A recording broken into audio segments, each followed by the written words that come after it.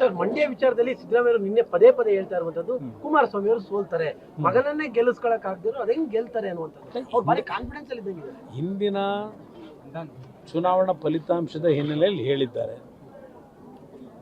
ಕಳೆದ ಬಾರಿ ಮಂಡ್ಯ ಕ್ಷೇತ್ರದ ಅಭ್ಯರ್ಥಿಯಾಗಿ ಕುಮಾರಸ್ವಾಮಿಯವರ ಮಗ ನಿಖಿಲ್ ಕುಮಾರಸ್ವಾಮಿ ಜನತಾದಳದ ಅಭ್ಯರ್ಥಿ ಆಗಿರಲಿಲ್ಲ. ಅವರು ಕಾಂಗ್ರೆಸ್ ಮತ್ತು ಜನತಾದಳ ಎರಡರ ಒಂದು ಮೈತ್ರಿಯ ಅಭ್ಯರ್ಥಿ ಆದಂಥದ್ದು.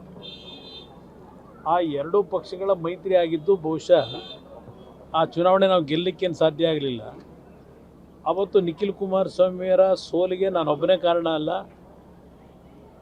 ಈಗೇನು ಅವ್ರ ಮಗನನ್ನೇ ಗೆಲ್ಲಿಸ್ಲಿಕ್ಕೆ ಆಗಲಿಲ್ಲ ಅಂತಕ್ಕಂಥ ನೆನ್ನೆ ಚರ್ಚೆ ಮಾಡಿದ್ದಾರಲ್ಲ, ಆ ಮಹಾನ್ ಭಾವರ ಕೊಡುಗೆ ಎಷ್ಟಿದೆ ಅನ್ನೋದು ಗೊತ್ತಿಲ್ವೇ? ಅದರಿಂದ ಆ ಚುನಾವಣೆಯ ಫಲಿತಾಂಶ ಅವ್ರು ಏನು ಹೇಳಿದ್ದಾರೆ, ಅವ್ರ ಮಗನನ್ನೇ ಗೆಲ್ಲಿಸ್ಕೊಳ್ಳಿಕ್ಕಿಲ್ಲ, ಕುಮಾರಸ್ವಾಮಿಯವರು ಚುನಾವಣೆ ಸೋಲ್ತಾರೆ ಈ ಬಾರಿ ಅಂತಕ್ಕಂಥದ್ದೇನಿದೆ, ಬಹುಶಃ ಅವ್ರು ಮುಖ್ಯಮಂತ್ರಿ ಸ್ಥಾನದ ಅಧಿಕಾರ ನಡೆಸೋದು ಬಿಟ್ಟು ಜ್ಯೋತಿಷ್ಯ ಹೇಳೋದು ಯಾವಾಗಲಿಂದ ಪ್ರಾರಂಭ ಮಾಡಿದ್ದಾರೋ ಗೊತ್ತಿಲ್ಲ ನನಗೆ. ನೋಡೋಣ ಅವ್ರ ಜ್ಯೋತಿಷ್ಯ ಮುಂದಿನ ಫಲಿತಾಂಶ ಮಂಡ್ಯ ಜಿಲ್ಲೆ ಜನತೆ ಏನು ಕೊಡ್ತಾರೆ ಅಂತಕ್ಕಂಥದ್ದು ಕಾದು ನೋಡಿ.